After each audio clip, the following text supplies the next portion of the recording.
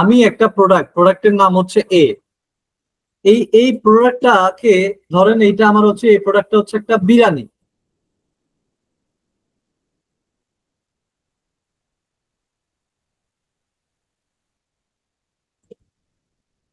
এই প্রোডাক্টটা কি একটা বিরিয়ানি। এই বিরিয়ানিটা আমি হচ্ছে রান্না করার উপকরণ গুলা সেগুলা বুঝলাম, কিন্তু এই বিরিয়ানি গুলা আমি মাঝে মাঝে কি করতেছি, একটা চামচ দিয়ে, বড় চামচ দিয়ে বা ছোট চামচ দিয়ে, যাই হোক আমি কিন্তু ঘাটাঘাটি করতেছি, তাই না? মাঝে সাঝে কি লবণ চেক করি, তাই না? এই ধরেন এই বিরিয়ানিটা আমি বানাবো, বানাইতে গিয়ে আমি কন্টেন্ট অনেক ভালো দিলাম, কন্টেন্ট মশলাটা আমি অনেক ভালো দিলাম, কিন্তু আমি প্রেজেন্টেশনটা ভুল করলাম। প্রেজেন্টেশনের ক্ষেত্রে আমি এমন একটা জায়গায় করছি যেটা 3 জিবি, অর্ধেক দেখা যায়, ভালো করে দেখা যায় না, ক্লিয়ার না। সেক্ষেত্রে কি লাভ হবে? লাভ হবে না। ভুল অডিয়েন্সের কাছে গেলে লাভ হবে না, লাভ হবে না।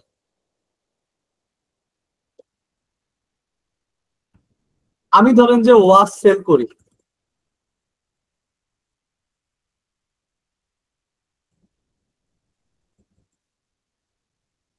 এই প্রোডাক্টটা সেল করার জন্য আমার কাছে কিন্তু কিছু মেকানিজম আছে। আর ধরেন হুইল পাউডার নতুন আসছে, ধরেন হুইল হুইল টু ধরেন মার্কেটে আসছে। এটা কি করবে? প্রথমে কি করবে? প্রোডাক্টটা বানাবে, তারপর কি করে? মার্কেটিং করে। কিভাবে মার্কেটিং করে? সেলস এর জন্য কিভাবে মার্কেটিং, প্লাস ওদের ডিস্ট্রিবিউশন চ্যানেল আছে। তো যাই হোক, আমাদের এত ডিপ দরকার নাই। মার্কেটিং এর জন্য সে ব্যানার, তারপরে কি করে, ফেসবুকে অ্যাডস দেয়।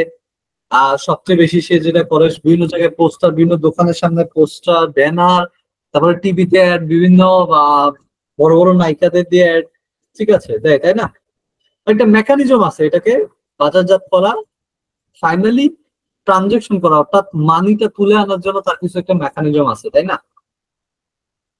এই ওয়াচটা আমি বানাইছি অথবা চায়না থেকে আনছি, এইটাকে ফাইনালি কাস্টমারের কাছে দেওয়া এবং ফাইনালি অ্যামাউন্টটা কালেক্ট করা, ইনভেস্টমেন্টের টাকা সহ, প্লাস হচ্ছে এক্সট্রা বাড়তে একটা অ্যামাউন্ট, প্রফিটের অ্যামাউন্ট আমার কি করা, কালেক্ট করা, সেইটা, সেইটার একটা কিন্তু মেকানিজম আছে।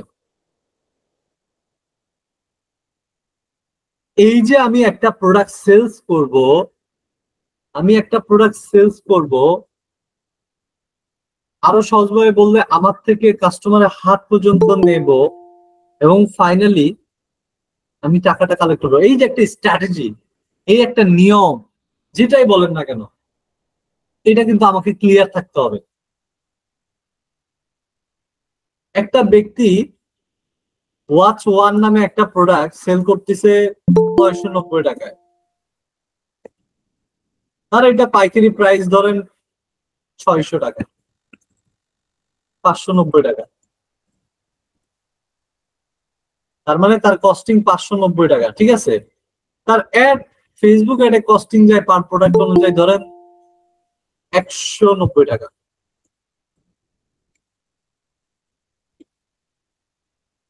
তাহলে 590 আর 190, ধরেন এটা 200 ধরলাম, প্রায় $1.5 আমার মোটামুটি ধরেন 200 খরচ হয়, তাইলে কত হলো? 590। আমি আরেকটু কমায় ধরলাম, ধরেন একটু বোঝাইতে সুবিধা হবে আর কি, 490 ধরেন, 490 আর 200, 690।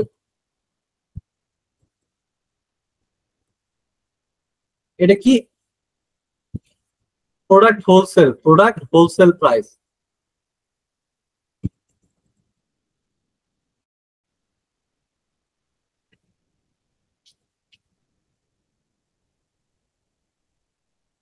টোটাল কস্টিং কথার কথা, তারপরে ধরেন যে এক্সট্রা কস্টিং ধরে নেন, এক্সট্রা কস্টিং ধরেন প্রত্যেকটা প্রোডাক্টের উপরে আপনি 10 টাকা হচ্ছে বাড়ি বিল যোগ করবেন, বাড়ি বিল প্লাস হচ্ছে আপনার মোবাইল বিল আনুষঙ্গিক খরচ 10 টাকা অ্যাড করলেন, আরো ধরেন এক্সট্রা আপনার পলিটলি হাবি জাবি চা টা মিলে আরো ধরেন যে, তারপরেও টেবিলে আনুষঙ্গিক খরচ কারেন্ট বিল সব মিলে ধরেন বাড়ি ভাড়া না, আমি এক্সট্রা ধরেন যে 30 টাকা এটাতে অ্যাড করলাম বা 35 টাকা অ্যাড করলাম। তারপরে আমি বিপদের জন্য বা রিজার্ভ একটা ফান্ড প্রত্যেকটা প্রোডাক্টের থেকে 20-25 টাকা করে তুলে রাখলাম।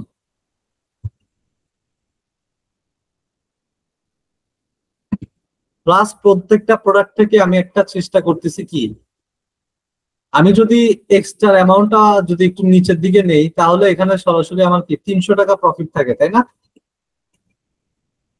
300 টাকা ডিরেক্ট কি করতেছি, 300 টাকা প্রফিট দেখা যাচ্ছে, তাই না? আচ্ছা, পার প্রোডাক্ট যদি আমি 490 টাকা করে আনি, 990 টাকা সেল করি, আর অ্যাড কস্ট যদি 200 টাকার ভিতরে থাকে, দ্যাটস মিনস $1.50 বা $1.60 বা 65 যেটাই হোক আর কি, পরবর্তীতে ডলারের দাম আরো বাড়তেও পারে। বিভিন্ন জায়গায় বিভিন্ন রকম রেট, আমি কথার কথা ধরলাম যে $1.50, আমি ডলার ধরলাম না, আমি 200 টাকা খরচ হয় ধরেন।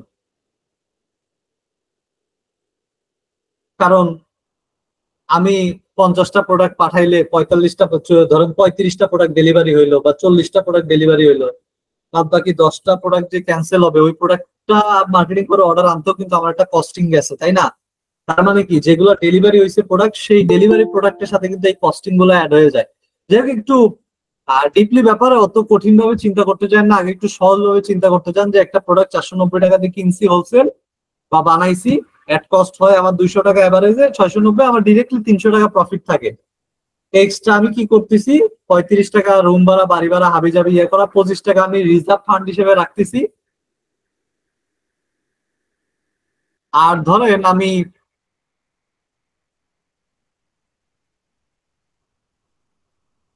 30 টাকা রাখতেছি হচ্ছে আপনার, প্রত্যেকটা প্রোডাক্ট থেকে 30 টাকা রাখতেছি আমার ধরেন এমপ্লয় কস্টিং বা আনুষঙ্গিক কোন একটা কস্টিং, কথার কথা ধরেন। তারপরে 35 আর 30 হচ্ছে আপনার মোটামুটি 65, 65 আর 25 হচ্ছে 90। 300 থেকে যদি আমি 90 টাকা বাদ দিই, তাহলে থাকে কত, 210 টাকা। এরপরে দেখেন, এটা মোটামুটি এক হিসেবে কি হইলো, এটা হইলো। এখন কথা হচ্ছে যে আমি যখন এই যে এক্সট্রা 30 টাকা ধরে রাখছি প্রত্যেকটা প্রোডাক্ট থেকে, এটা কিসের জন্য রাখছি? আমি বুঝলাম যে ইমার্জেন্সি ফান্ড, কোন সময় আমার কি হইতে পারে, বিপদ আপদ হইতে পারে, এক্সট্রা টাকা লাগতে পারে। প্রত্যেকটা প্রোডাক্ট থেকে আমি কিছু টাকা করে কি করতেছি, আলাদা করতেছি। 35 টাকা কেন রাখছি, মোবাইল বিল থাকতে পারে, হাবিজাবি বিল থাকতে পারে, এই সেই ওই সেই এই সেই হতে পারে। প্রত্যেকটা প্রোডাক্ট থেকে আমি আমার এমপ্লয়ি থাকতে পারে, প্রত্যেকটা প্রোডাক্ট থেকে আমি এমপ্লয়ির জন্য হয়তো বা 25 টাকা 30 টাকা করে ধরে রাখতে পারে, যে আমার 2জন এমপ্লয়ি, আমি হয়তো বা মাসে 1000 পিস সেল করি, আমার টোটাল 25,000 টাকা আনতে হয়, তাহলে প্রত্যেকটা প্রোডাক্ট থেকে আমি 25,000 25 টাকা করে রাখি, রেখে হিসাব করতে পারেন, কথার কথা আর কি। 25 এই ধরেন রুম ভাড়া হাবি জাবি টাবি, আমি আমার মাসে হচ্ছে 5,000 টাকা রুম ভাড়া, আমি তাহলে 1000 প্রোডাক্ট ডেলিভারি প্ল্যান থাকে আমার, তাহলে যদি 5 টাকা করেও যদি ইয়ে হয়, তাহলে মোটামুটি উঠে যাচ্ছে 5,000 টাকা। এইভাবে জিনিসগুলোকে চিন্তা করবেন। টোটাল 90 টাকা, 30 টাকা আমার কি, 30 টাকা আমি চিন্তা করি আমার এমপ্লয়ি স্যালারি ট্যালারি হাবি জাবি এগুলা, সরি আমি এগুলো এক্সট্রার মধ্যে দিয়ে দিছি। ইমার্জেন্সি ফান্ডটা টোটাল আলাদা, এটা 20 হইতে পারে, আমি এমন হইতে পারে যে ইমার্জেন্সি ফান্ড 20 করে এখানে আমি এটা 40 করে দিলাম, কথার কথা আর কি। প্লাস 30 টাকা একটা ব্যাপার থাকে,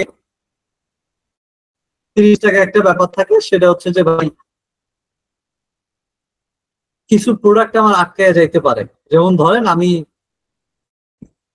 100টা প্রোডাক্ট কিনে আনছি, তার মধ্যে আমি হয়তো 90টা প্রোডাক্ট সেল করতে পারছি, 10টা প্রোডাক্ট আমি সেল করতে পারি নাই, তাহলে কি হলো, 490 গুণন 10, 4,000 কি, ধরেন যে 5,000 টাকা আমার আটকায় আছে। এখন আপনি চিন্তা করেন যে আপনার মোটামুটি এই যে 90টা প্রোডাক্ট সেল হয়েছে, এই 90টা প্রোডাক্ট থেকে আপনি যেন অন্তত মোটামুটি ওই যে 5,000 টাকা, এবার আপনি চিন্তা করেন যে ঠিক আছে 5,000 টাকা রিকভারি করা যায় কিনা। একদম এক্সাক্ট রিকভারি তো করা যাবে না, আর একটু প্রোডাক্টের অ্যামাউন্ট বাড়লে সেই ক্ষেত্রে করা যাবে, যে হয়তো বা 100টায় 5টা প্রোডাক্ট আটকাচ্ছে, 1,000টায় হয়তো বা 50টা প্রোডাক্ট আটকাচ্ছে, তো 1,000টাতে আপনি যদি মোটামুটি প্রত্যেকটা প্রোডাক্ট থেকে যদি 30 টাকা করে ইয়ে করেন, 30,000 টাকা, দ্যাটস মিনস তখন 50টা প্রোডাক্ট আটকায় থাকলে মাত্র 20,000 টাকা আটকায় থাকে। মানে আমি আপনাদেরকে জাস্ট একটা ধারণা দিচ্ছি, এটা নিয়ে খুব একটা পেইন নিবেন না। তবে আপনি ডেফিনেটলি আপনি হিসাব চেক করবেন, এই যে ইমার্জেন্সি ফান্ড যেটা, এটা একটা 10-15 টাকা করে হলেও রাখবেন ভাই। বিপদে অনেক সময় হুট করে কিছু টাকা লাগে। আবার আপনি এখানে চাইতে পারেন যে ভাই এই 210 টাকা থেকেও আমি ডেভেলপমেন্ট ফান্ড হিসেবে চিন্তা করতে পারি। আমি এখান থেকে 210 টাকা থেকেও আমি ডেভেলপমেন্ট ফান্ড হিসেবে প্রত্যেকটা প্রোডাক্ট থেকে ডেভেলপমেন্ট ফান্ড হিসেবে আমি 10 টাকা করে কাটবো। আপনি প্ল্যানে রাখতে পারেন। হোমের জন্য সুন্দর হয় এইখানে অ্যাড করা 90+10,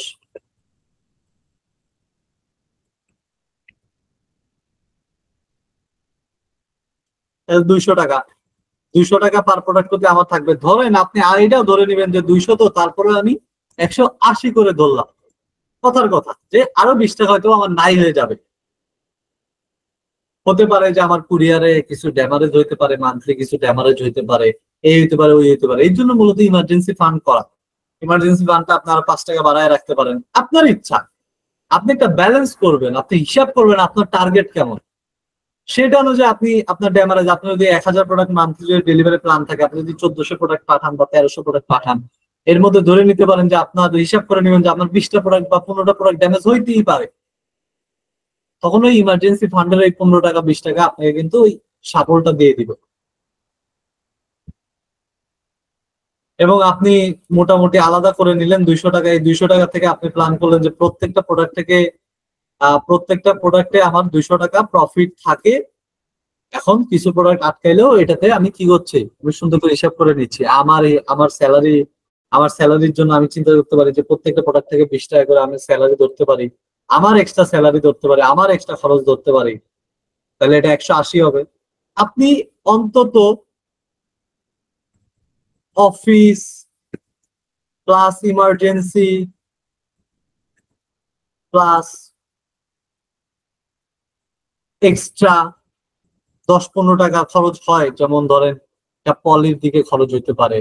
ওই সময় অবশ্য পলির এটা আপনি এখানে হিসাব করতে পারেন যে আমার প্রোডাক্ট কিনা 450 টাকা, আর 30 টাকা ধরে রাখি, যেহেতু পলি টলি যাবে, বক্স গেলে আরো 30-40 টাকা যোগ করে প্রোডাক্টের প্রাইসটা বসায় ফেলে, তখন আর আলাদাভাবে এটা করতে হবে না। তবে office emergency extra plus employee, এই কয়েকটা জিনিস আপনারা মাস্ট বি। এমপ্লয়ি বানানো ঠিক আছে মনে হয় না, চেক দিয়ে মাঝে মাঝে কিছু সিম্পল বানানো। এমপ্লয়ি ঠিক আছে, ওকে। না ঠিক থাকলে আপনারা ঠিক করে নিন, সমস্যা নেই। এই জিনিসটা আপনাদেরকে বোঝাইলাম কেন, আপনারা ডিরেক্টলি যদি এই পয়েন্টটাতে না আসেন তো সবসময় বলবেন আপনাদের 300 টাকা পার প্রোডাক্ট প্রতি লাভ হইতো, যেহেতু 200 টাকা অ্যাড কস্টের ভিতরেই আছে। অ্যাড কস্ট যদি এর চেয়ে কম হয় তাহলেও ভালো, অ্যাড কস্ট যদি এর চেয়ে বেশি হয় তাহলে সেক্ষেত্রে এটা একটু কমবে। এই জন্য সবসময় যেটা হিসাব করবেন, প্রোডাক্টে আপনি যখন টেস্ট পিরিয়ড করবেন, প্রোডাক্ট যখন প্রথমে 1-2 দিন টেস্ট করবেন, তখন খরচের উপর ডিপেন্ড করে আপনি দেখবেন, যদি দেখেন যে $1 অর্ডার হয়, তাহলে আপনি এটা বসাবেন কি $1 সমান সমান যদি 135 হয়, আপনি অলওয়েজ এই টাকার সাথে আপনি 40 টাকা বা 30 টাকা বা 50 টাকা আপনি অ্যাড করে হিসাব করবেন যে ভাই আমার $1 অর্ডার আসতেছে, তো এভারেজ $1 135 টাকা না, $1 সমান সমান 165 টাকা। এইভাবে হিসাব করে আগাবেন। বা $1 সমান সমান 172 টাকা। তাইলে কিছু যে রিটার্ন আসে ওইটা কাভার হয়ে যায়। তারপর এটা মেকানিজম আছে, কোন বিজনেসে কত পার্সেন্ট রিটার্ন আসে ওইটার উপর ডিপেন্ড করে একটা মেকানিজম সাজাইতে হয়। এখন যার হচ্ছে 10% রিটার্ন আসে, তখন ইয়ে করতে হবে যে না 100 প্রোডাক্ট যদি যায় তাহলে 90টার হিসাব করতে হবে। তার মানে 100টা অর্ডার আনতে আমার $100 খরচ হয়, তার মানে প্রায় 13,000 টাকা খরচ হয়। তারপরে 13,000 ভাগ 90, এইভাবে হিসাবগুলো করে বের করতে হয়। 2-3 দিন 4 দিনের ডাটা হিসাব করলে আপনি যদি একটু বেশি টাকা খরচ হিসেবে দেখায় রাখেন তাহলে আশেপাশে থাকে, সমস্যা হয় না। কারণ আপনার টাকা বেশি আসলে, অ্যাড কস্ট কম আসলে টাকা আপনার কাছে প্রফিট বেশি হয়ে গেল, তো এটা আপনারই ভালো। বাট অ্যাড কস্ট অলওয়েজ আপনি 40-50 টাকা বেশি ধরে রাখবেন, কারণ অনেক সময় অ্যাফোর্ডেবল হইতে পারে, আবার সব দিন সেম যাবে না।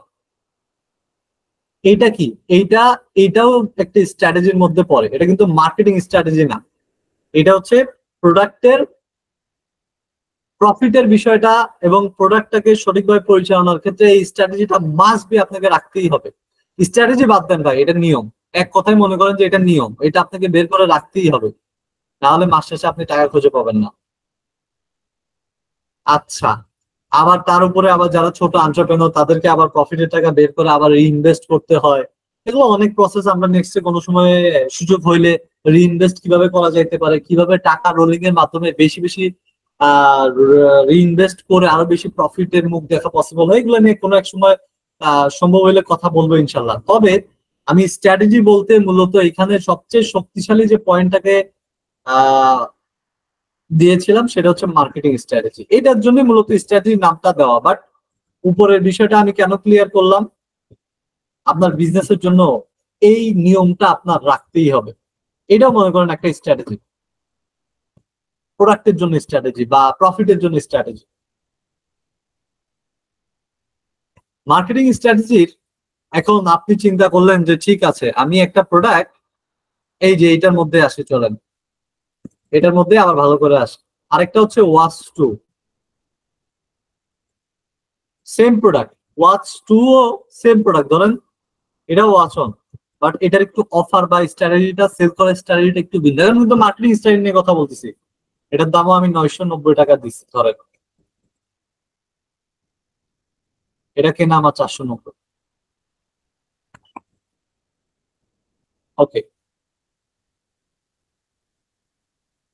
বা ধরেন আমি এটা 990 না, আমি এটা 1050 দিচ্ছি, হোলসেল প্রাইস 490।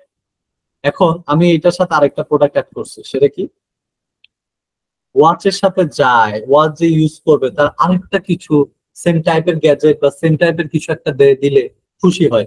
ধরেন আপনি একটা রুমাল গিফট করতে পারেন, আচ্ছা রুমালের চেয়েও বেটার কিছু গিফট করা যাইতে পারে। আহ মানে আপনি একটা কম্বো করবেন, এটা হচ্ছে ওয়াচ কম্বো। আপনি নর্মাল সেল করতেছিলেন আর এটা ধরেন ওয়াচ কম্বো, 1050 টাকা, 490 প্লাস ওই কম্বোটার জন্য আমি ধরেন যে সর্বোচ্চ ধরেন 90 টাকা খরচ করলাম। তাহলে আমার টোটাল কস্টিং কত হইলো? 490 প্লাস 90 কত হয়? 590, 580, 580 টাকা। তার মানে ওনার কিন্তু 490 টাকা কস্টিং হইতো, আর এনার কত হচ্ছে ইয়া তাইলে এনার কত হচ্ছে 580, প্রায় 90 টাকা বেশি হচ্ছে। আর এইদিকে আমরা প্রাইস কত বাড়াইছি? আমরা বাড়াইছি 60 টাকা, তাই না? এই সেকেন্ড ব্যক্তি কি লসে আছে বা লসে থাকতে পারে?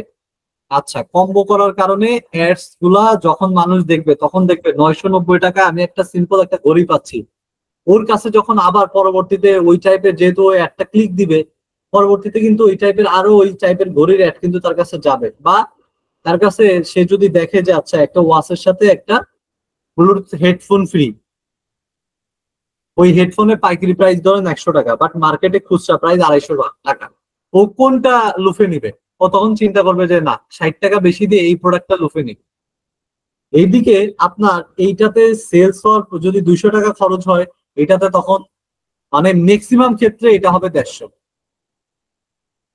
এবার আপনারা হিসাব করেন তো কোনটাতে প্রফিট বেশি আসে আর কোনটাতে সেলস বেশি আসে। এই কম্বোটাতে কিন্তু প্রফিটটা বেশি আসবে।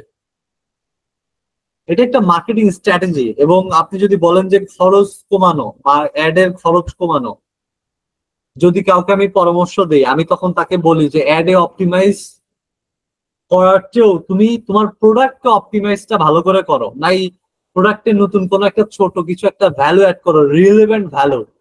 এখন তাই বলে আপনি হচ্ছে ঘড়ি বিক্রি করতে, যে ঘড়ির সাথে আপনি মানি ব্যাগ ফ্রি দিতে পারেন না। হ্যাঁ, দুইটা মিলে আপনি কম্বো করতে পারেন, সেক্ষেত্রেও কিন্তু আলাদা প্রাইস হয়ে যাবে। বাট আপনি যদি ঘড়িটাকেই বেচা মূল উদ্দেশ্য হয়, তাহলে ঘড়ির যা প্রাইস, ওই প্রাইসের থেকে অন্তত চেষ্টা করেন 5 ভাগের 1 ভাগ প্রাইস দিয়ে, বা আপনার ইচ্ছা যে হয়তোবা ছোট্ট প্রাইজের কিছু একটা দেওয়া। আর যদি আপনি ঘড়ি আর মানি ব্যাগ একসাথে করেন, এইটা আবার আলাদা জিনিস। এইটা তখন নর্মাল যে ব্যক্তিটা শুধু ঘড়ি বিক্রি করতেছে তার সাথে কোনো কম্পিটিশন হয় না, এটা আলাদা জিনিস হয়ে দাঁড়ায়। তখন আলাদা দুইটা প্রোডাক্ট হয়, আলাদা কস্টিং, তখন দামেরও একটা ভালো তফাৎ হয়। তখন আপনার সামনে 990 ভার্সেস 1550 দাঁড়ায় যদি, বা 1490 দাঁড়ায়, তখন এটা আপনার মন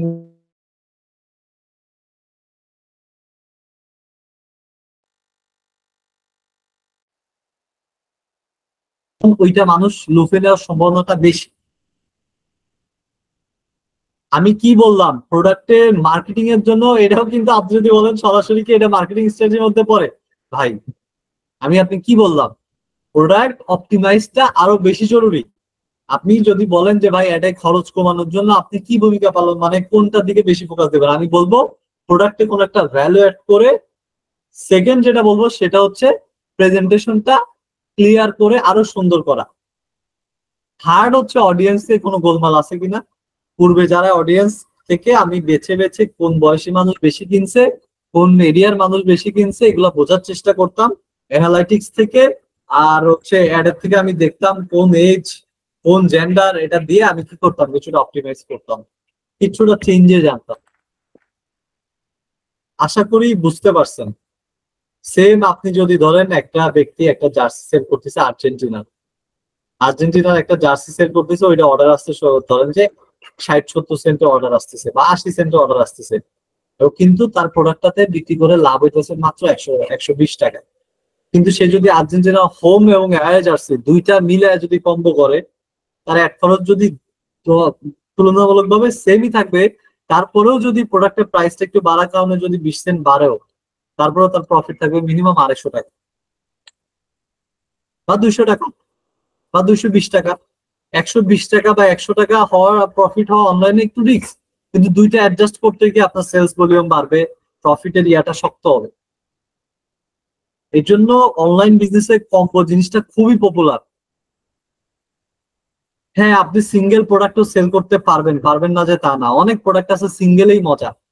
কিন্তু যদি দেখেন মার্কেটে কম্পিটিশন হাই, ডলার খরচটা বেশি হচ্ছে, ডলার খরচ যদি দেখেন যে সমন্বয় পর্যায়ে, তাহলে আপনি যদি প্রফিট করতে পারেন সিঙ্গেল প্রোডাক্টে তাহলে দরকার নাই। কিন্তু যদি দেখেন কস্টিংটা কুলাইতে পারতেছেন না, খরচ কুলাইতে পারতেছেন না, কন্টেন্টও ভালো করছেন, প্রোডাক্টের প্রাইসও আশানুরূপ, তবুও পারতেছেন না, তাইলে এই কাজটা করবেন। আমি কিন্তু নর্মাল স্ট্র্যাটেজি বলি নাই, নর্মাল যে স্ট্র্যাটেজি ওটা তো সেম। প্রোডাক্টের ভিডিও বানাবেন, প্রোডাক্টে সুন্দর করে আপনি হচ্ছে পিকচার দিয়ে ওয়েবসাইটে দিবেন, ক্যাম্পেইন চালাবেন, অর্ডার আসবে। আমি কিন্তু সিম্পল প্রসেস নিয়ে কিন্তু কথাই বলি নাই, আমি কমপ্লেক্সটা নিয়ে কথা বলতেছি। স্ট্র্যাটেজি তখনই মাথা কামাইতে হবে বেশি যখন, কারণ আপনার সিম্পল স্ট্র্যাটেজিও থাকতে পারে ভাই, যে জাস্ট অন্যরা যা করে আমি প্রোডাক্টের ভিডিও পাইছি, সুন্দর ভিডিও, প্লাস হচ্ছে অ্যাডস ম্যানেজার মোটামুটি ইউজ করতে জানি, ডলার বাজার দিয়ে মোটামুটি অ্যাড চালাই দিলাম। এটা একটা হিসাব যে ভাই এটা সিম্পল স্ট্র্যাটেজি, মার্কেটে কোনো কম্পিটিশন নেই এই প্রোডাক্টের। আমি এই প্রোডাক্ট রিসার্চ করে বাইর করে দেখছি যে এটা কোনো কম্পিটিশন নেই, কিন্তু ম্যাক্সিমাম প্রোডাক্টে তো কম্পিটিশন থাকবে, বা একটা সময় গিয়ে তো কম্পিটিশন হবে, বা নতুন যদি আনকমনও হয় প্রোডাক্ট, আপনি কিছুদিন চালানোর পরে ওই প্রোডাক্টে কিন্তু কি হবে, আস্তে আস্তে আস্তে আস্তে খরচ কিন্তু বাড়বে ডলারের। কিন্তু যখন আর সইতে পারবেন না, তখন কি করতে হবে, তখন এই স্ট্র্যাটেজি গেমটা খেলতে হবে, যেটা আমি মাত্র কথা বললাম। তবে রিলেভেন্ট কোন একটা প্রোডাক্ট অ্যাড করলে সেটা রিলেভেন্ট হইতে হবে।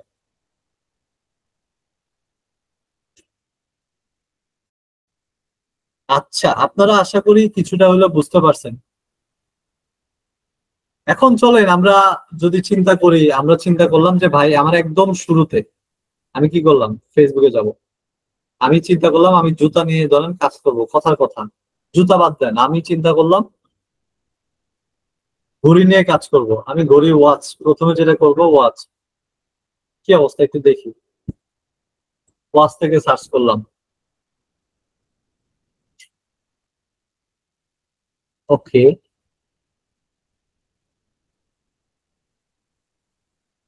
বেশ কিছু পেজ আসবে। ওয়াচ টাইম ধরেন এইটাই ঢুকলাম আমি, সমস্যা নেই।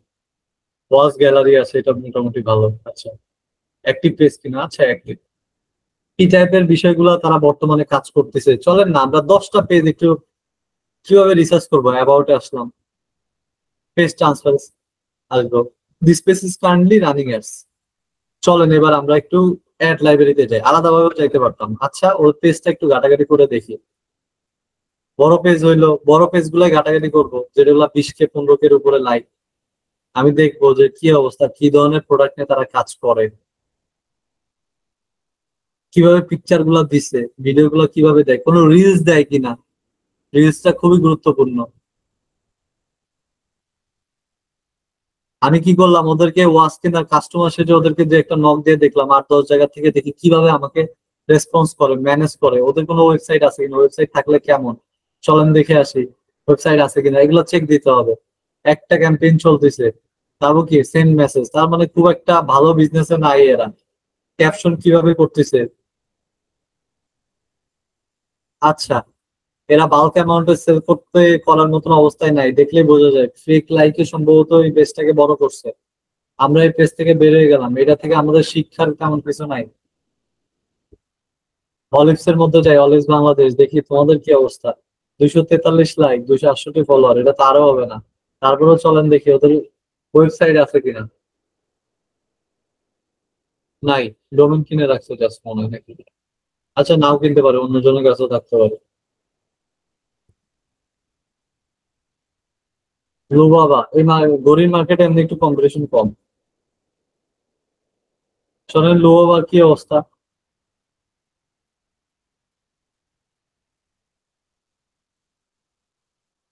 আচ্ছা, কি ধরনের ঘড়ি আছে, প্রাইস রেঞ্জ কেমন, ভিতরে লেখা কিভাবে দিছে, প্রত্যেকটা ঘড়ির কয়টা কালার আছে, কালার সেল করে কয়টা, কি ধরনের লেখা দিছে, ভিডিও দিছে কিনা, কিভাবে দিছে, এগুলো দেখলেন। এখন আসেন মজার বিষয়, রিসার্চ কিভাবে করতে হয়। আমি কিন্তু রিসার্চ পেজে আছি। রিসার্চ এর মধ্যে দেখেন, আমি দেখাইছিলাম না, অ্যাডস দেখবো, পেজ দেখবো, তাদের ওয়েবসাইট কিনা, অফিস প্রয়োজন আশেপাশে থাকলে হলো, প্রোডাক্ট, একটা প্রোডাক্ট আপনি অর্ডার দিয়ে পর্যন্ত দেখতে পারেন যদি চান, যে এক জায়গা থেকে অর্ডার দিয়ে। কোনো সমস্যা নেই, চলেন ওয়াস অল এর থেকে সরে, অল এর থেকে চলে আসি, বাংলাদেশ দেই, ক্যাটাগরি দিয়ে দিই, ক্যাটাগরি দিয়ে দিই, অল এর দিয়ে দিই। আসেন না দেখি কি অবস্থা। আচ্ছা,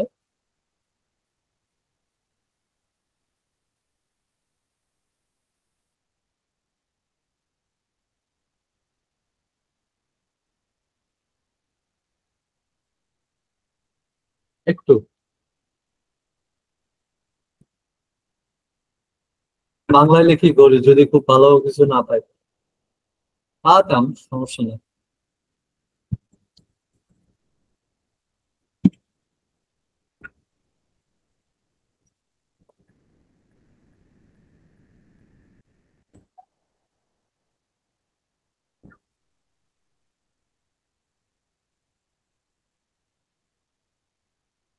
মেয়েদের ঘড়ি, এগুলো এগুলো ইগনোর করেন, এগুলো এমনি লেখার সাথে তো চলে আসছে। ঘড়ির খুব বেশি একটা ইয়া নাই, থাকার কথা। এইবার আসবে, কারণ হ্রদে না ডায়মন্ড হ্রদে, আমরা একটু ঘুরে ফিরে দেখি। এই যে একটা,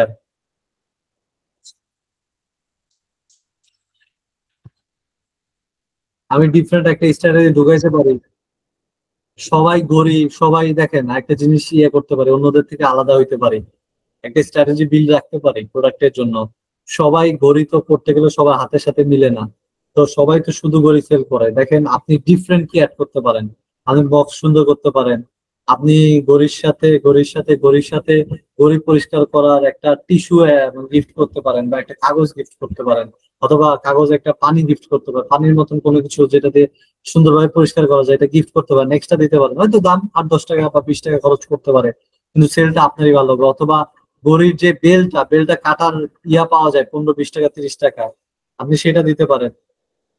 এই যে দেখেন, আমরা দেখতেছি ঘড়ির ব্যাপারগুলা, এই যে দেখতেছি কে কিভাবে ভিডিও করছে। চলেন আমরা স্মার্ট ওয়াচ দিয়ে যদি সার্চ করে দেখি, আমরা আরো ধারণা পাবো।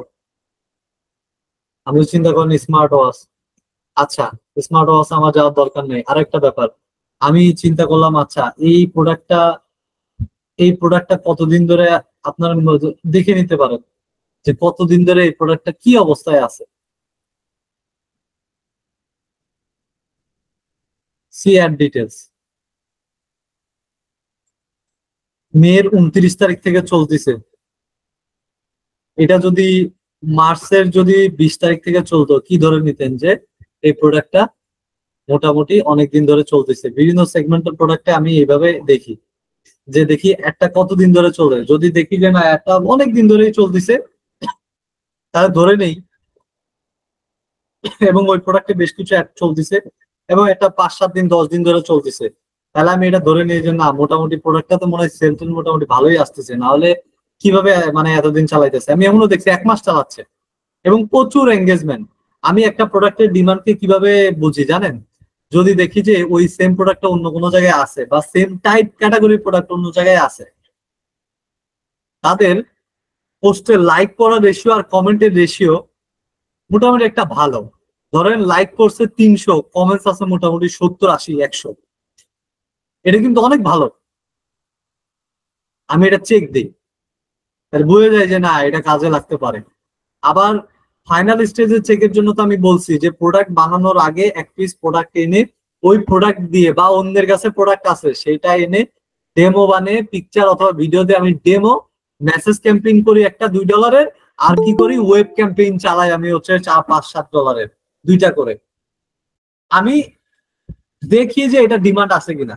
কারণ আমি যদি প্রোডাক্ট আমার আগেই যদি প্রোডাক্ট বানায় ফেলি, প্রোডাক্ট ধরেন বানায় ফেললাম, প্রোডাক্ট আমি অ্যাডে আনলাম, পরে পরে দেখলাম যে না প্রোডাক্টটা অ্যামাউন্টের কস্টিং দিয়ে আমি পেরে উঠতেছি না, হয়তো না উঠলে আমি স্টাইল চেঞ্জ করে প্রোডাক্টের সাথে কিছু অ্যাড করতে পারি, তবু আগের থেকে চেক করে নিলে আরো রিস্ক ফ্যাক্টরটা কমে।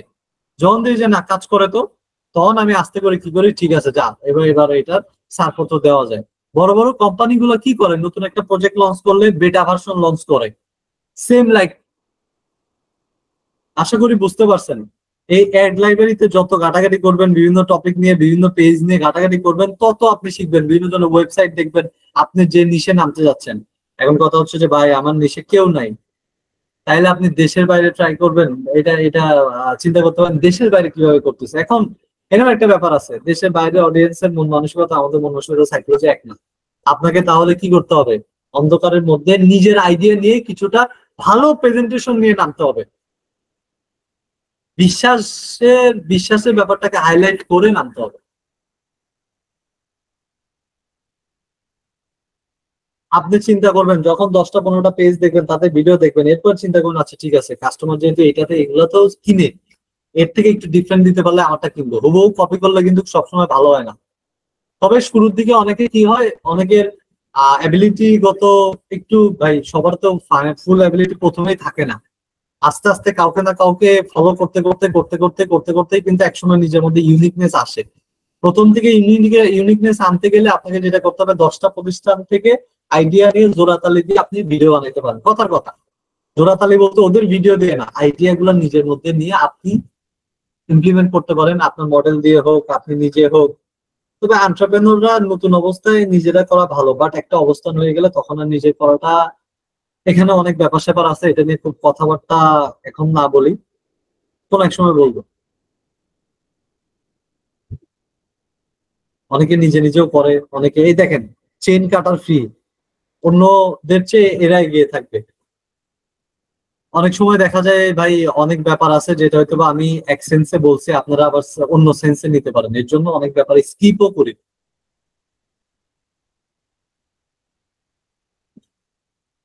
ওকে, আশা করি ব্যাপারটা আপনারা বুঝে উঠতে পারছেন। স্ট্র্যাটেজিগত ভাবে আপনি চিন্তা করতে পারেন যে আমি যদি আরো কিছু স্ট্র্যাটেজি চিন্তা করি, দেখবেন যে আপনি চিন্তা করলেন আচ্ছা আমি একটা ইয়া বানাই, আমি এবার ঈদে আইফোন গিভওয়ে দিব।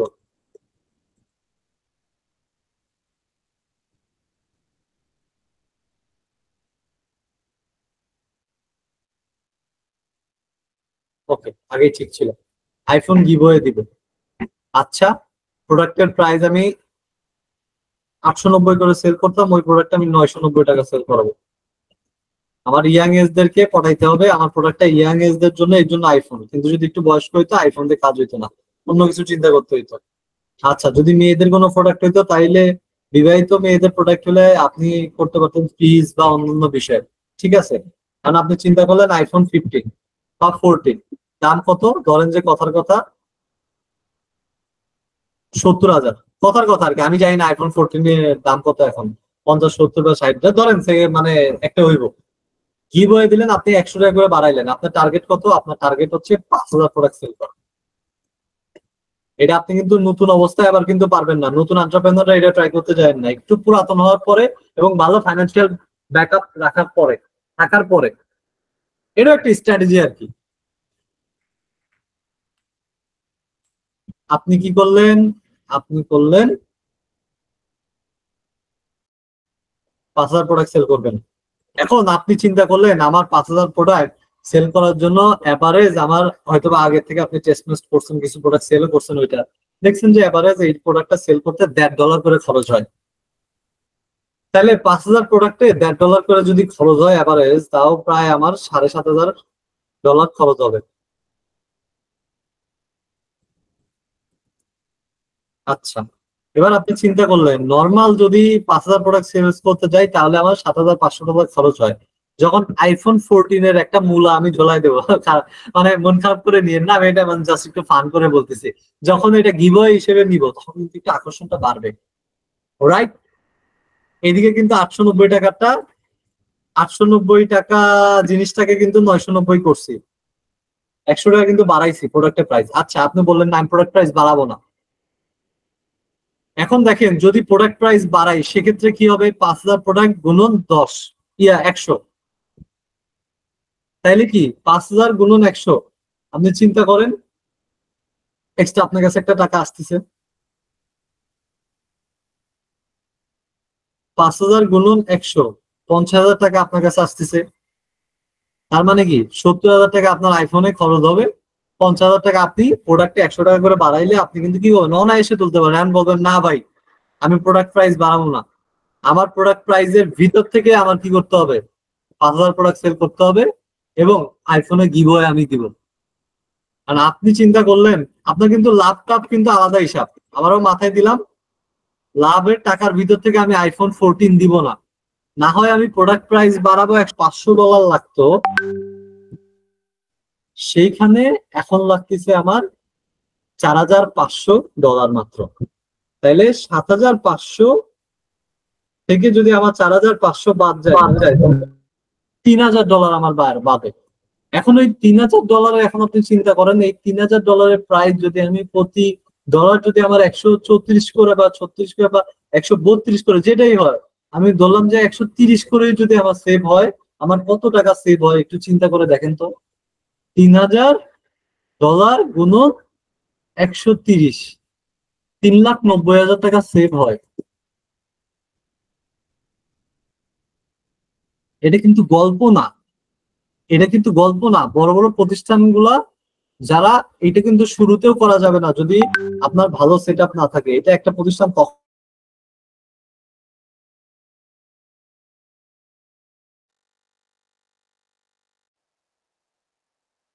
500+ ডেলিভারি করতে পারতেছে কন্টিনিউ ওই সময় গিয়ে, এবং ফাইন্যান্সিয়াল একটা ভালো মানে ব্যাকআপ আছে, তখন আপনি এই প্ল্যানটা করতে পারেন। অথবা যার মনে করেন যে হিউজ প্রোডাকশন করার জায়গা আছে বা সোর্স আছে, তার ক্ষেত্রে এটা মানায়। কিন্তু একটা নতুন এন্টারপ্রেনার ক্ষেত্রে কিন্তু 5,000 প্রোডাক্ট কই পাবে সে? কিন্তু অফলাইনে প্রোডাক্ট সেলস এর সেট আপ আছে বা অফলাইনে প্রোডাক্ট বানানোর সেট আপ আছে, তাদের জন্য আবার এটা কিন্তু ভালো। একদম শুরুতে সে পারবে না, তাহলে কিন্তু এলোমেলো করে ফেলবে। ফুল সেট আপটা করে আগে 1-2 মাস, 1 মাস, অন্তত 1 মাস 1.5 মাস সেট আপটাকে স্ট্রংলি সাজাইতে হবে, এরপরে এই টাইপের গিভওয়ে তাও খুব একটা ভালো পর্যায়ে গিয়ে নিতে হবে। তার মানে কি আমার আইফোনের জন্য 70,000 এক্সট্রা আসলে 3,30,000। আশা করি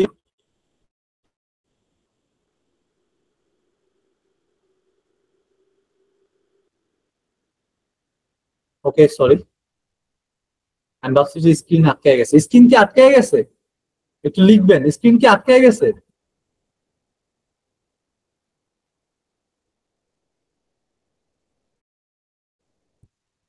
ক্লাসটা কি খারাপ লাগতেছে?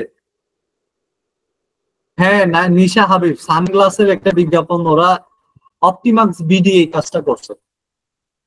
অপটিমাক্স বিডি মনে হয় সম্ভবত। আচ্ছা, যে আপনার স্ট্র্যাটেজি বোঝার জন্য আপনি যখন বিভিন্ন বিজনেস রিসার্চ করবেন তাহলে বুঝবেন, এবং আপনাকে এটাও বুঝতে হবে যে আপনার বিজনেসের কোন পজিশনে থাকা অবস্থায় কোন স্ট্র্যাটেজিটা নিতে হবে, এটা আপনাকে বুঝতে হবে। কম্বোর বিষয়টা আপনি নতুন অবস্থায় নিতে পারবেন, যে আপনার প্রোডাক্টে যদি আপনি এটার এই বিষয়ে স্টেপ নিতে পারবেন। এটার স্টেপ নিতে গেলে আপনাকে সময় নিতে হবে, একটা নির্দিষ্ট একটা জায়গায় আসতে হবে। আপনি আরো স্ট্র্যাটেজি নিতে পারেন যে ভাই আমি সুন্দর বক্স করতেছি, এটাও কিন্তু খারাপ স্ট্র্যাটেজি না। আপনি একটা প্রোডাক্টের জন্য একটা ডিফারেন্ট বক্স করলেন এবং বক্সের সাথে আপনি চিন্তা করেন গিফট আইটেম বিক্রি করেন, আপনি এটা একটা ইনোভেশন আনলেন, যে কি ভাই, অন্যরা সবাই চকলেট টিয়া দেয়, আমি এক্সট্রা আবার কি করব, লিখিত কোনো একটা ফরমেশন দিব, অথবা আমি এটার সাথে এক্সট্রা একটা প্লাস্টিকের মোমবাতি দিব, যেটা এমনি জ্বলে, ছোট এক্সট্রা কস্টিং যাবে, কিন্তু এটা কেউ দেয় না। এটাও কিন্তু একটা স্ট্র্যাটেজির ভিতরে হইতে পারে ভাই। আপনি মার্কেটিং স্ট্র্যাটেজি আরো যদি কিছু বিষয় চিন্তা করেন, আপনি দিতে পারেন যে ডেলিভারি চার্জ ফ্রি, দুইটা একসাথে অর্ডার করলে ডেলিভারি চার্জ ফ্রি। আপনি কুপন দিতে পারেন, আপনি এমন দিতে পারেন যে শুধুমাত্র আহ আমাদের এই নির্দিষ্ট একটা প্রোডাক্ট আপনার হচ্ছে অর্ডার করলে এটার সাথে একটা টি শার্ট ফ্রি। দেখবেন যে বিভিন্ন রকম আপনি স্ট্র্যাটেজি করতে পারেন। আর এইগুলা মানে সারাদিন যদি কথা বলি, সারাদিন এরকম স্ট্র্যাটেজি করা যাবে এক একটা প্রোডাক্টে। আপনি লেদার আইটেম নিয়ে বিজনেস করেন, শুধু মানি ব্যাগ সেল করতে চাইতেছেন, কস্টিং এ কোলাইতে পারতেছেন না, ভাই আপনি শুধু লেদার আইটেম দুইটা তিনটা নিয়ে আপনি একটা চিন্তা ভাবনা করেন। এইগুলো হইতেছে ভাই স্ট্র্যাটেজি। আমি একসাথে মার্কেটিং স্ট্র্যাটেজি, একই সাথে প্রোডাক্ট স্ট্র্যাটেজি সবকিছু মিলানো ট্রাই করছি। মার্কেটিং স্ট্র্যাটেজির ভিতরে আপনি চিন্তা করতে পারেন যে ভাই আমি একটা প্রোডাক্ট সেল করতেছি, প্রোডাক্টটা হচ্ছে আপনার ধরেন একটা শাড়ি, শাড়ি প্রোডাক্ট, এটার আমি স্ট্র্যাটেজি করতে চাইতেছি। দেখেন অডিয়েন্সের জায়গা থেকে আমি কি করতেছি, বিবাহিত নারীদেরকেও নিচ্ছি, আবার কি করতেছি, পুরুষদেরকেও নিচ্ছি। এবার দেখেন কন্টেন্ট স্ট্র্যাটেজি কি করতেছি, নারীদেরকে আমি কন্টেন্ট উদ্দেশ্য করে যেটা টার্গেট করব, এটার আমি কন্টেন্টের প্যাটার্ন বানাচ্ছি কিরকম, প্রতিটা নারী শাড়িতে সুন্দর, প্রতিটা নারী চায় তাকে যেন আরো বেশি সুন্দর লাগে। আর আমাদের এই শাড়ি মানে একটা ডিফারেন্ট, তাকে একটা ফিল করানো, ডিফারেন্ট, তারও একটা ভ্যালু অ্যাড করবে এই শাড়িটা তার লাইফে, তাকে তার ভালো লাগবে, এটা ফিল করানো। এখন আপনি চিন্তা করলেন যে এবার পুরুষ মানুষের কাছে বিক্রি করবেন, বলবেন ভাই পুরুষ মানুষ তো শাড়ি কি করবে, কিনবে ভাই, পুরুষ মানুষই তো শাড়ি বেশি কিনবে। মানে আম, মেয়েরা তো তাদের প্রোডাক্টের প্রাইস আরো ভালো জানে, ওরা প্রাইস নিয়ে মার্কেটিং করবে। অনেক প্রোডাক্টের ক্ষেত্রে ভালো জানে বলতে আপনার তো জানেন যে আহ আপুরা কিন্তু প্রচুর বার্গেনিং করে, অনেক আপু আছে, অনেক আর সবাই করে না, কিন্তু অনেকে কেনার ক্ষেত্রে বার্গেনিং করে ভালো। কিন্তু ছেলেরা তার প্রিয় মানুষের জন্য কোনো একটা গিফট করার জন্য এত বার্গেনিং করবে না। দেন আপনি এইটাকে স্ট্র্যাটেজি দিয়ে এটা দিকে সুন্দর করে দিয়ে দেন। কিভাবে দিবেন, আপনি আপনার চাইলেই কিন্তু আপনার প্রিয় মানুষকে হঠাৎ হঠাৎ বিভিন্ন কিছু গিফট করে তার মুখে হাসি ফোটাতে পারেন। আর তার মুখে হাসি ফোটানোর কারণে কিন্তু সংসারটা সুখী হবে। আর যার সংসারটা যত সুখী, সে তত আরো ভালো থাকতেছে, হ্যান ত্যান আবি যাবি। চিন্তা করেন, content strategy, marketing strategy, product strategy আমি একটু মিক্স করছি। আলাদা আলাদা করতে গেলে আমাদের 4টা ক্লাস লেগে যাবে। তারপরে ভবিষ্যতে কখনো আমাদের এই গ্রুপটা আরো বড় হইলে, আরো অনেক অনেক অডিয়েন্স আসলে আমরা চেষ্টা করবো বিভিন্ন সময় লাইভে প্রত্যেকটা ব্যাপারগুলো আরো সুন্দর করে বোঝানোর জন্য। কারণ ঈদের পরে আমাদের এই সিস্টেমটাকে আরো একটু বড় করার প্ল্যান আছে, আরো অনেক এন্টারপ্রেনারকে অ্যাডজাস্ট করার প্ল্যান আছে। তারপরে যখন একটা বড় আয়োজন হবে, আমরা আরো ভালো কিছু, আমরা আরো ভালো অ্যাডভান্স কিছু কি করব, সামনে আমরা ট্রাই করবো আলাদা আলাদা করে। তারপরে আপনি চিন্তা করতে পারেন, এগুলো চিন্তার বিষয়, চিন্তা করতে পারেন যে আচ্ছা আমি তো মধু বিক্রি করি, কি করা যায়, সবাই মধু বিক্রি করতেছে নর্মাল বোতলে, ন্যাচারাল নামে সম্ভবত একটা, ন্যাচারাল না নিউট্রাল জানা, আমার এন দিয়ে শুরু বিজনেসটার নাম।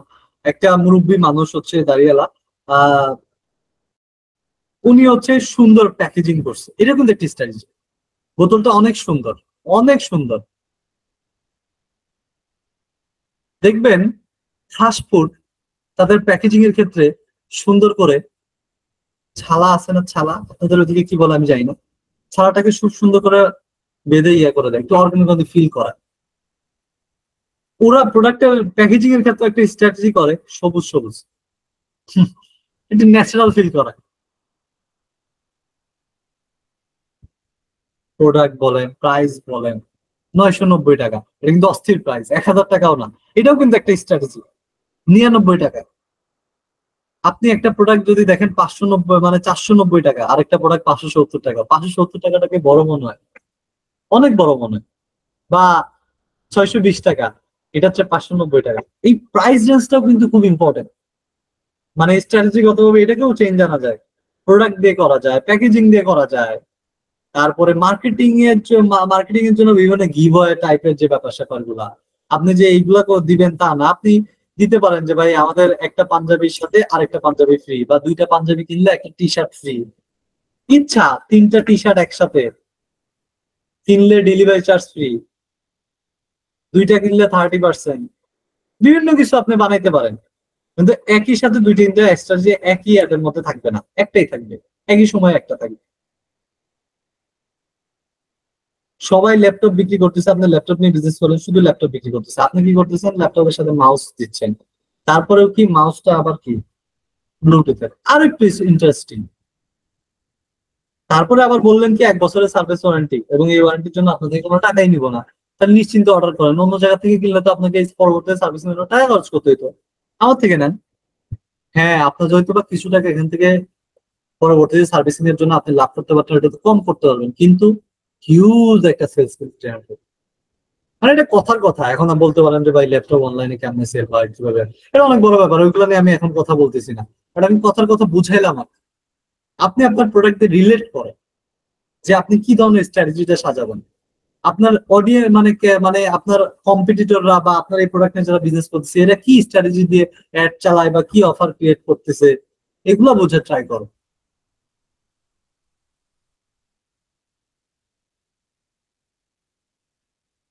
আপনি সুন্দর করে একটা স্ট্র্যাটেজি ইয়ে করে দেন, সেটা হচ্ছে যেমন আমি করছিলাম, যে আমরা কি করতাম, পাঞ্জাবির ওই ব্যাগের উপরে বা বক্সের ভিতরে আমরা একটা ইয়েতে লিখে দিতাম যে আপনি পরবর্তীতে আমাদের কাছ থেকে কোনো প্রোডাক্ট অর্ডার করলে 50 টাকা ছাড় পাবেন।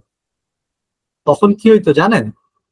তখন ওই ব্যক্তির কাছে ওই ব্যাগটা যাইতো, ওই ব্যক্তিটা ওই 50 টাকা বা 100 টাকা ছাড়ের জন্য পরবর্তীতে আবার অর্ডার করতো। এখন দেখেন, নতুন একটা অডিয়েন্সকে আমি কিনাইতে গেলে আমার কিন্তু ওই 100 মানে অ্যাডে যদি 150 টাকা 200 টাকা খরচ, 150 টাকা খরচ হয় বা 120 টাকা খরচই হয়, সে থেকে যদি 50 টাকা ছাড়ে যদি আরেক ওই আগের কাস্টমারে যদি আবার কিনে, বা সে যদি অন্যকে কেনার ক্ষেত্রে বলে যে তুই আমার এই ব্যাগের কথা বলিস, যে পূর্বে অর্ডার দিছিলাম, ব্যাগের ছবিটা দিয়ে দিস, দেখবি তোর 50 টাকা ছাড় দিব।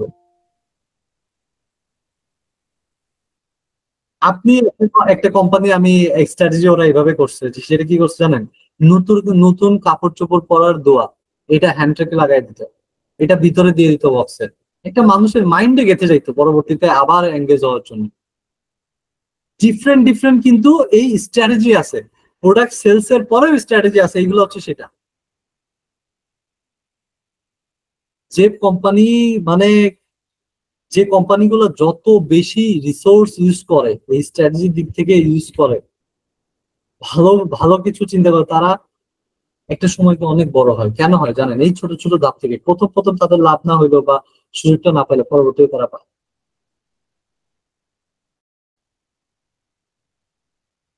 আপনার একটা ফেসবুক গ্রুপ আছে, যারা প্রোডাক্টটা অর্ডার দিচ্ছে, থ্যাংক ইউ পেজে আপনি সুন্দর করে আপনার প্রোডাক্টটা কি করেন, আপনার গ্রুপের লিঙ্কটা দিয়ে দেন, যে আপনার আমার প্রোডাক্টটা ইয়ে করার জন্য ধন্যবাদ, আমাদের গ্রুপে জয়েন করবেন। আপনি গ্রুপে জয়েন করে বিভিন্ন সপ্তাহে বিনামূল্যে বিভিন্ন গিফট পেয়ে যেতে পারেন।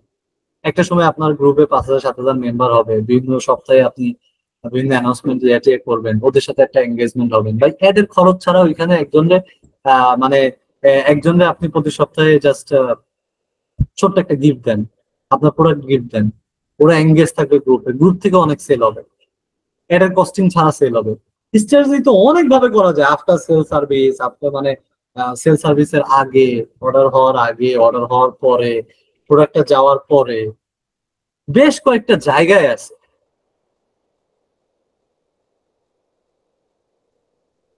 আমি আবারও ক্লিয়ার করি, মার্কেটিং এর জন্য একটা স্ট্র্যাটেজি, প্রোডাক্টের জন্য একটা স্ট্র্যাটেজি, আফটার সে মানে বক্সে কোনো একটা প্রোডাক্ট যাওয়ার পরে ওই প্রোডাক্টটা রিসিভ করার সময় ওখানে একটা স্ট্র্যাটেজি, এবং ফাইনালি প্রোডাক্টটা সে রিসিভ করার পর ইউজ করতেছে, এরপরেও একটা স্ট্র্যাটেজি। মোট 4টা ধাপের স্ট্র্যাটেজি আপনি ক্লিয়ার হইতেই হবে, হইতেই হবে, হইতেই হবে। আপনাকে নোট ডাউন করতে হবে, যতদিন পর্যন্ত না করতে পারবেন ততদিন পর্যন্ত পিছিয়ে যাবেন। আর দোষ দিবেন ফেসবুকে আপডেটে বইরে গেছে, ফেসবুকে আপডেট মাঝে সাঝে আসতেই পারে, তাই বলে সারা বছর এরকম থাকে না। বা ফেসবুকে আপডেটে থাকা অবস্থায়ও অনেকে ভালো করে তো ভাই, যে একদিন প্রবলেম হইতেই পারে, স্বাভাবিক। দিন সব বা বিজনেস প্রতিদিন ভালো হয় না, সপ্তাহে 5 দিন ভালো হবে, 2 দিন খারাপ হবে, স্বাভাবিক ব্যাপার, হইতেই পারে। মাসে 20 দিন 15 দিন ভালো হইতেই পারে। আপনি মাথায় রাখতে হবে মাসে আমাকে মিনিমাম 10 দিন ভালো করতেই হবে, ওই 10 দিনই আমি বাকি 20 দিনের যদি খারাপও হয় পুরো রিকভারি করে নিয়ে একটা ভালো প্রফিট তুলে আনবো। প্ল্যান থাকতে হবে এমন। বিজনেস আপনার 30 দিন হবে না, 30 দিন হবে না। আমি একটু ক্রেজি ভাবে বলতেছি, এগুলো বিষয়গুলো মাথায় নেওয়ার জন্য ভালোভাবে। আশা করি ব্যাপারগুলো বুঝতে পারছেন। 4টা ধাপ, 4টা ধাপটাকে আপনি মাথায় নেবেন, 4টা ধাপটাকে আপনি সুন্দর করে লিখবেন। প্রোডাক্টের ক্ষেত্রে স্ট্র্যাটেজি হইতে পারে প্রোডাক্টের সাথে কোনো একটা গিফট, প্রোডাক্টের প্যাকেজিং। হ্যাঁ, আবার যে প্রোডাক্টে কম্পিটিশন নাই ওটার সাথে প্রোডাক্টের সাথে এক্সট্রা টাকা খরচ করা কোনো মানেই হয় না। প্রোডাক্টের বিষয়ে স্ট্র্যাটেজি আপনার ওইদিকে না হলে প্যাকেজিং এ স্ট্র্যাটেজি করেন, না হলে প্যাকেজিং এ তারপরে আপনি হচ্ছে মার্কেটিং এ একটা স্ট্র্যাটেজি করেন, বা মানে একটু সেলসটা স্মুথ হওয়ার জন্য আপনি প্রোডাক্ট আপনার সেল সার্ভিস প্লাস প্রোডাক্টটা রিসিভ মানে ইউজ করার পরের জন্য একটা বানান, মানে ওকে আটকানোর জন্য অন্য কোনো একটা জায়গায়। সবাইকে পারবেন না, অন্তত 10% মানুষকে তো আটকাতে পারবেন। আরে ভাই বাদ দেন, 2, 3, 5% মানুষকে যদি আটকাতে পারেন, তাও যদি আবার রিটার্ন সেলসে যদি ইম্প্যাক্ট ফেলে, আমরা গ্রুপের মাধ্যমে হোক, পরবর্তীতে তাকে একটা ফোনে SMS এর মাধ্যমে হোক যে ধন্যবাদ আমাদের কাস্টমার হয়ে থাকার জন্য। আপনি দেখেন না রবি আমাদের কি করে, বিভিন্ন সময় বিভিন্ন ঈদে বিভিন্ন দিবসে কি করে, SMS করে, ভোটের সময় দেয় গভর্নমেন্ট, দেখেন না, মাথায় দেওয়ার জন্য। আপনি আপনার প্রতিষ্ঠানে অল্প অল্প থেকে আপনি আপনার কাস্টমার যারা পূর্বে প্রোডাক্ট কিনছে তাদেরকে আপনি এঙ্গেজ রাখেন বিভিন্ন ভাবে।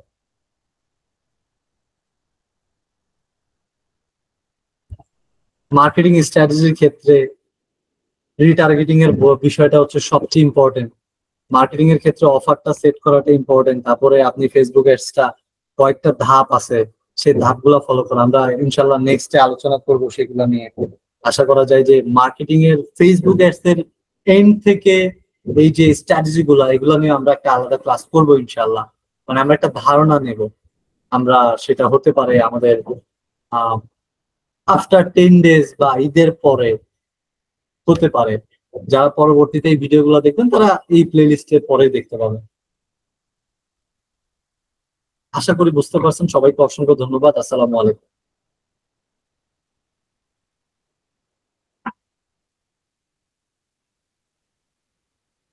রেকর্ড অফ করেন।